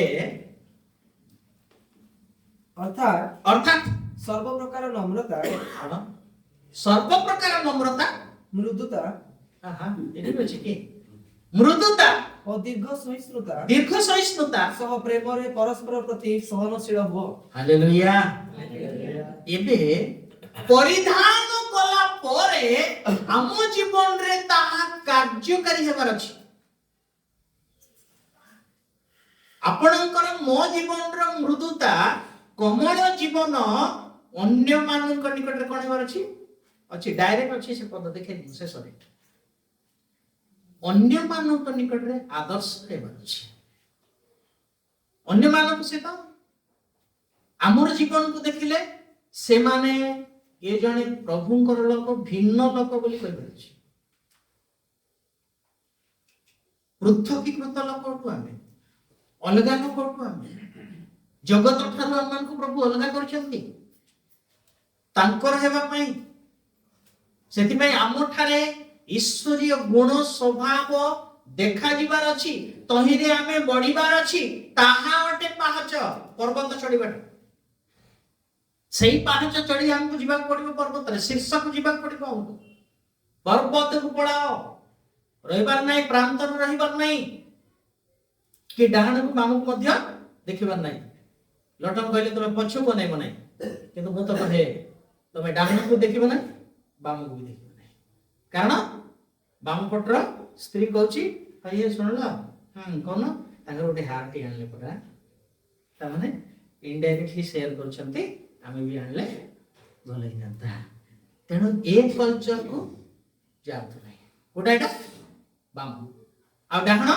ସ୍ୱାମୀ କହୁଛନ୍ତି ଶୁଣୁଛ କେତେ ଆମ ପଡୋଶୀ ନା ଗୋଟେ ଇନୋଭା ଆଣିଲେ କଣ ଆଣିଲେ ଇନୋଭା କାର ଆଣିଲେ ତାମାନେ ଆମର ସୁଜକି ଦେଖିକି ଆମେ ମଧ୍ୟ ଗୋଟେ ଆଣିବା। କଣଟେ ଏ ଡାହାଣକୁ ବି ଜାଣନ୍ତୁ ନାହିଁ, ସେ କଲଚର ଆପଣଙ୍କ ଭିତରେ ମାଡ଼ି ଆସିଲା, ଯୀଶୁଙ୍କର କଲଚର ଡିଲିଟ ହେଇଯିବ। ଜାଣିଛନ୍ତି ନା ମୋବାଇଲ ଭାଇରସ ହେବାର କାରଣ, ଅନେକ ଭଲ ଜିନିଷ ଉଡ଼ି ଯିବାର କାରଣ ଅଲଗାଟା ଭିତରେ ଏଣ୍ଟ୍ରି କରିଛି, ଭଲ ଜିନିଷ ପଳେଇଲା। ସେମିତି ଆମର ଆତ୍ମିକ ଜୀବନର ଗୁଣ ସ୍ୱଭାବକୁ ମାରିଦେବ ଏସବୁ କଲଚର। ଆଉ ପଛକୁ ଅନାଉନି, ସିଧା ଆଗକୁ ଦେଖିକି ଚାଲ। ଯେ ପର୍ଯ୍ୟନ୍ତ ଯୀଶୁଙ୍କୁ ଦେଖି ଚାଲୁଥିଲେ ଇତର ପାଣି ଉପରେ ଚାଲିଲେ। ଯେତେବେଳେ ପବନକୁ ଅନେଇଲେ ବୋଲି ଲେଖାଇଛି, କଣ ହେଲା କି ଆମର ଅବସ୍ଥା ସେମିତି ନୁହଁ। ସିଧା ଯୀଶୁଙ୍କୁ ଦେଖି ଚାଲିବା, କାହାକୁ ନାହିଁ, ଯୀଶୁଙ୍କୁ ଦେଖିକି ଆମେ ଚାଲିବେ, ରକ୍ଷା ପାଇବା, ଲକ୍ଷ୍ୟସ୍ଥଳକୁ ପହଞ୍ଚି ପାରିବା। ତା ପାଇଁ ସହାୟକ ପଦ ଗୋଟେ, ପ୍ରଥମ ଥେସଲୋନିକେ 2:7। ପ୍ରଥମ ଥେସଲୋନିକେ 2:7 ଅଛି କି? କିନ୍ତୁ ଆମ୍ଭେମାନେ ତୁମ୍ଭମାନଙ୍କ ମଧ୍ୟରେ ମୃଦୁଶୀଳ ହୋଇ ମାତା ଯେପରି ଆପଣା ସନ୍ତାନମାନଙ୍କୁ ଲାଳନ ପାଳନ କରେ। କେମିତି ମାତା ଯେପରି ଆପଣା ସନ୍ତାନମାନଙ୍କୁ ଲାଳନ ପାଳନ କରେ, ଆଠବି ତୁମ୍ଭମାନଙ୍କ ପ୍ରତି ଆମ୍ଭମାନଙ୍କର ସ୍ନେହ ଥିବାରୁ ଆମ୍ଭେମାନେ ସେହି ପ୍ରକାରେ ତୁମ୍ଭମାନଙ୍କୁ ଈଶ୍ୱରଙ୍କ ସୁସମାଚାର କେବଳ ନୁହେଁ ମାତ୍ର ଆପଣ ଆପଣା ପ୍ରାଣ ମଧ୍ୟ ଦେବାକୁ ଇଚ୍ଛୁକ ଥିଲୁ, କାରଣ ତୁମ୍ଭେମାନେ ଆମ୍ଭଙ୍କର ପ୍ରିୟ ପାତ୍ର ହୋଇଥିଲ। ହାଲେଲୁୟା। ପଢିବା ଦରକାର ଆଜ୍ଞା। ଆପଣ ଯଦି ଆଉ ଜଣେ ବିଶ୍ୱାସୀକୁ ପ୍ରଭୁଙ୍କ ନିକଟକୁ ଆଣିବା ପାଇଁ ଚାହୁଁଛନ୍ତି, ତାହେଲେ ସେମାନେ ଆପଣଙ୍କର ପ୍ରିୟ ହେବାର ଅଛି। ଆଉ ମା ପରି କମଳ ଅଛି। ମା ବାଡେଇବେ ଆଜ୍ଞା, କିନ୍ତୁ ଆଉ ଥରେ କୁଣ୍ଡେଇକି ଧରିବ। ତାଙ୍କର କୋମଳତା ଏତେ, ଛାଡନ୍ତି ନାହିଁ। ଆଉ ପ୍ରଭୁ ଆମକୁ ସେଇଭଳି ପ୍ରେମ କରନ୍ତି। ମା ବି ଭୁଲି ଯାଇ ପାରନ୍ତି, କିନ୍ତୁ ମୋର ପରମକୁ ମତେ ଭୁଲିଲେ ନାହିଁ। କେମିତି ହେବାର ଅଛି? କୋମଳ, ମା ପରି ଜୀବନ ହେବାର ଅଛି। କୋମଳ, ଜାଣିଛନ୍ତି ଖାଇଲା ବେଳେ ଛୁଆ ହବ, ଆମେ ଦିଟା ଛେକି ଦେଇଥାନ୍ତୁ, ହଉ କି ନାଇଁ? କଣ କରନ୍ତି ସେ? ଛାଡିକି ସଫା କଲା ପରେ ଆଉ ଥରେ, କିନ୍ତୁ ପୁଅ ପିଲାମାନେ କାହାର ଉପରେ ରାଗ ହେଇଯିବ? ସେ ଛୁଆ ଉପରେ ରାଗ ନାଇଁ, ତାପରେ ତା ମା ଉପରେ ରାଗ ହେଇଯିବ। ଖାଉଛି ଦେଖୁଛ ନା ନାଇଁ? এইଭଳି ସ୍ୱଭାବ ଆମଠାରେ ପରିପ୍ରକାଶ ହେବାର ଅଛି ଜଣେ ବିଶ୍ୱାସୀ ଜୀବନରେ। ପ୍ରଭୁ ତାହା ଆମଠାରେ ଆଶା କରୁଛନ୍ତି। କେତେ ଗଲା? 5:6 ଗାଲାତି 5:23। ଭଦ୍ରତା, ବିଶ୍ୱସ୍ତତା, ମୃଦୁତା, এটা কোনতে আত্মাঙ্কর ফল। কোন হেবার আছে আমଠାରେ? ফଳିবার ଅଛି। খালি খ্রিস্টিয়ান হলে চলিবনি। সে গছরে যেତେବେଳେ ଆମେ সত্য বাক্য দ্বারা জন্ম হেলু, এই গছ কোন হেবার ଅଛି? বড়িবার ଅଛି, পত্ରରେ ପରିଣତ ହେବାର ଅଛି, ଶାଖା ପ୍ରଶାଖା ବୃଦ୍ଧି ହେବାର ଅଛି, ତହିଁରେ ଫୁଲ ମହକିବାର ଅଛି, ତାପରେ ଫଳ ଫଳିବାର ଅଛି। ତାକୁ କୁହାଯାଏ ବଢୁଛି ବୋଲି। ଠିକ ତ ଆଜ୍ଞା? ଆଉ 2 ପତ୍ରରେ ହିଁ ଅଛି। ଯାହା ହଉ 5 ବର୍ଷ ହେଲାଣି ନାଇଁ ବଢୁଛି। 10 ବର୍ଷ ହେଲା ଶାଖା ପ୍ରଶାଖା ବି ନାହିଁ, ବଢୁଛି ନାହିଁ। 15 ବର୍ଷ ହେଲା ଫୁଲ ବି ଆସି ନାହିଁ, ବଢୁଛି। ଓକେ, 20 वर्ष है 30 वर्ष है फल नहीं बढ़ुची कौन कहबे जे सुधा को खाली पत्र देखिले तो ठारे आउ केबे फल से जीवन दरकार की नहीं आज्ञा हमको देखिले प्रभु कौन है पड़ी प्रचुर फल फलिले पिता हालेलुया ଏହା ଅଟେ ମୃଦୁଶୀଳ ଆତ୍ମାଙ୍କର ଏକ ଫଳ ଅଟେ ଆଉ ତାହା ଆମ ଠାରେ କଣ ହେବାର ଅଛି ଫଳିବାର ଅଛି କେବେ ଫଳିବ ଆଜ୍ଞା ଖ୍ରୀଷ୍ଟିଆନି କେତେ ବର୍ଷ ପରେ ଫଳିବ ସଂସ୍ଥା ମାନଙ୍କର ଗୋଟେ ନିୟମ ରଖିଛନ୍ତି 30 ବର୍ଷ ନହେଲେ 5 ବର୍ଷରେ ଟ୍ରାନ୍ସଫର ହଁ କି ନାହିଁ ଯଦି ଆଉ ଯଦି କିଛି ଫଳିଲା ନାହିଁ ତା କଣ କହିବେ रिजल्ट ना काट दी प्रभु आपको सही लेवल रे जदी करिवे तिष्टि बात आगे ठीक है बात आज पर्यंत दीर्घ सहिष्णु होई कि जगिछंती मालिक कहले आउ वर्ष सुजोग दियंतु आ तार चारियाड कोन करिवे फुली काळे उर्वर माटी नहीं केते पत्थर कंटा कौन कौन सब अच्छी से सब बाहर करी खत देवी पानी देवी आ वर्ष देवी तापर देखिबा काटिबा आज मते कोन आपण को ए शेष दिन रे सुजोग दिछ praise the Lord hallelujah hallelujah जदी फल देखा गला नहीं कोन होसे बाकी रे आ मते देखाइ छी मूल रे उराडी कौन भावछन काहे कि कहूची सब क्रिश्चियन ईश्वरंकर संतान नहंती सब पालक ईश्वरंकर दास नहंती कोन काहे कहूची एथि पे कोडे मध्य लागछि कोन हेबो 12 वर्ष तपस्या सुख पड़े सब सेति पे क्रिश्चियन सेति पे जीसु ग्रहण करू नहीं आज्ञा जगत रे जदी थांदो तो केते यस करथांतो जगत रे आनंद करिबा पई नहे स्वर्ग रे आनंद करिबा पई प्रभु हमको डाकछ praise the Lord last point फिलिपी 4 अध्याय 5 कथा फिलिपी 4:5 ତୁମ୍ଭମାନଙ୍କର ମୃଦୁପଣ दया କରି ଧ୍ୟାନ ସହିତ ଶୁଣ ତୁମମାନଙ୍କର ମୃଦୁପଣ ସମସ୍ତ ଲୋକଙ୍କ ନିକଟରେ ପ୍ରକାଶିତ ହେଉ प्रभु निकटକୁ हालेलुया कौन प्रकाशित हो केंद्र आज कौन प्रकाश होची क्रिश्चियन मानकर लिपस्टिक हां दामकिया साड़ी दामकिया घंटा सूट बूट स्टाइल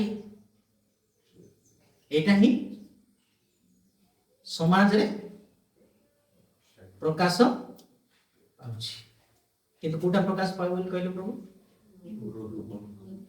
मृदुशील जीवन मृदुपण कमल स्वभाव लोक मान निकट तुमर देखा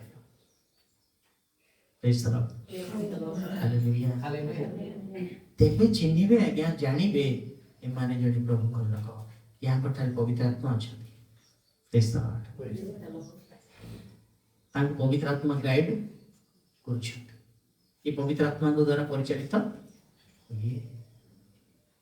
यहाँ परिपुरुष की आंबे आउ पाई पारिबा यहाँ ठारे परमेश्वर आत्मा जोसेफ को क्या कहला आज लोक माने आमान को ठारे यीशु को देखंतु कारण यीशु आया मृदुशीला से सहिले आउ कौन हेले आउ थरे से टिके जीवा शेष करबा फिलिपी 2 अध्याय 9 10 11 एही कारण ईश्वर ताहांकु अतिशय उन्नत करि अछंती समस्त नाम अपेक्षा सर्वोत्कृष्ट नाम ताहांकु प्रदान करि अछंती जेपरि हाँ। मर्त्य ଓ ପାତାଳରେ ଥିବା ପ୍ରତ୍ୟେକ हाँ ଈଶ୍ୱରଙ୍କ ନାମରେ स्वर्ग मर्त्य पाताଳରେ ଥିବା ପ୍ରତ୍ୟେକ ଜାଣେ प्रत्येक आंठू ଈଶ୍ୱରଙ୍କ ନାମରେ ନତ ହେବେ। ଈଶ୍ୱରଙ୍କ ନାମରେ ନତ ହେବ ପୁଣି ପିତା ଈଶ୍ୱରଙ୍କ ଗୌରବ ନିମନ୍ତେ ପୁଣି ପିତା ଈଶ୍ୱରଙ୍କର ଗୌରବ ନିମନ୍ତେ ପ୍ରତ୍ୟେକ ଜିହ୍ବା ପ୍ରତ୍ୟେକ ଜିହ୍ବା ଯୀଶୁ ଖ୍ରୀଷ୍ଟ ପ୍ରଭୁ ବୋଲି ସ୍ୱୀକାର କରିବ। Amen hallelujah Hallelujah. की नाम लेगा यीशु हाँ हाँ ଜାଣିଛନ୍ତି ସ୍ୱର୍ଗରେ ପାର୍ଲାମେଣ୍ଟ ଅଛି ଦୂତ ମାନଙ୍କର ମିଖାଏଲ ଭଳିଆ ଦୂତ ମାନଙ୍କର ପାର୍ଲାମେଣ୍ଟ ସ୍ୱର୍ଗରେ ଅଛି ସେଥିପାଇଁ ଲେଖା ହେଇଛି ଆଧିପତ୍ୟ କର୍ତ୍ତାପଣ ପ୍ରଭୁତ୍ୱ ସିଂହାସନ ଏମାନଙ୍କ ଉର୍ଦ୍ଧ୍ୱରେ ଯୀଶୁଙ୍କୁ ଉତ୍କୃଷ୍ଟ ନାମ ଦିଆ ହାଲେଲୁୟା। Hallelujah hallelujah. ଆଉ ଯୀଶୁ ଚାହୁଁଛନ୍ତି ମୋତେ ଏବଂ ଆପଣଙ୍କ ଜୀବନରେ ଯେଉଁମାନେ ଏ ଶରୀରର କାମନା ଚକ୍ଷୁର ଅଭିଳାଷା ଜଗତର ରଙ୍ଗରସ ଉପରେ ଜୟଲାଭ କରିବେ ଆମ୍ଭେ ଯେପରି ବିଜୟୀ ହେଇ ପିତାଙ୍କର ସିଂହାସନରେ ବସି ଅଛୁ ସେମାନେ ମଧ୍ୟ ଯେଉଁମାନେ ବିଜୟୀ ହେବେ ସେମାନଙ୍କ ଆମ୍ଭର ସିଂହାସନରେ ବସେଇବା। Praise the Lord. Hallelujah. ଏଥିପାଇଁ ପ୍ରଭୁ କହିଲେ ଊର୍ଦ୍ଧ୍ୱରୁ ଆଗତ ଜ୍ଞାନ ବଡ଼ ବୃଦ୍ଧି ପାଅ। ପ୍ରଭୁ ତାଙ୍କ ବାକ୍ୟ ଆଶୀର୍ବାଦ କରନ୍ତୁ। Amen. ଆସନ୍ତୁ ପ୍ରାର୍ଥନା କରିବା। ଗୋଟେ ମିନିଟ୍ କାହାକୁ ଦେଖିବା ନାହିଁ ପ୍ରଭୁଙ୍କର ବାକ୍ୟକୁ ମନେ ମନେ ଧ୍ୟାନ କରିବା କହିବା ମୋ ଜୀବନର ଅବସ୍ଥା ଆଜି କେମିତି ପୂର୍ବରେ ଥିଲି ଏବେ କେମିତି ଅଛି ଆଗରେ ଏକ ପ୍ରକାର ଥିଲା ଏବେ କେମିତି ଅଛି ପ୍ରଭୁ କହିଲେ ତୁମର ମୃତ୍ୟୁପଣ ସମସ୍ତଙ୍କ ନିକଟରେ ପ୍ରକାଶିତ ହେଉ କାରଣ ପ୍ରଭୁଙ୍କର ଦିନ ସରିଗଲା ପ୍ରଭୁ ଅତି ଶୀଘ୍ର ଆସୁଛନ୍ତି ଏଇ ଦିନରେ ଆମଠାରେ ଏ ମୃତ୍ୟୁଟା ଦେଖାଯିବାର ଅଛି ସେଇ ଜ୍ଞାନ ଆମମାନଙ୍କ ଠାରେ ବଢ଼ିବାର ଅଛି ପ୍ରଭୁ ଏଇ ବିଷୟ ଆମଠାରେ ଆଶା କରିଛନ୍ତି ସେଥିପାଇଁ କହିଲେ ଜଗତର ଜ୍ଞାନରେ ନାହିଁ ନଷ୍ଟକଳ୍ପ ନେତାମାନଙ୍କର ଜ୍ଞାନରେ ନାହିଁ ଊର୍ଦ୍ଧ୍ୱରୁ ଆଗତ ଜ୍ଞାନରେ ପରିଚାଳିତ ହେବ ଊର୍ଦ୍ଧ୍ୱରୁ ଆଗତ ଜ୍ଞାନରେ ବଢ଼ାଅ ଆସୁ ମୋର ପ୍ରିୟମାନେ ଗୋଟେ ମିନିଟ୍ ପ୍ରଭୁଙ୍କ ବାକ୍ୟକୁ ମନେ ମନେ ଧ୍ୟାନ କର ପ୍ରଭୁଙ୍କ ରାଜ୍ୟ ପାଇଁ ଜଗତର ସବୁ ସୁଖ ଦି ଦିନ ଭିତରେ ଲୋପ ହେଇଯିବ ଏ ଜଗତର କୌଣସି ବିଷୟ ନଥିବ ଆଜ୍ଞା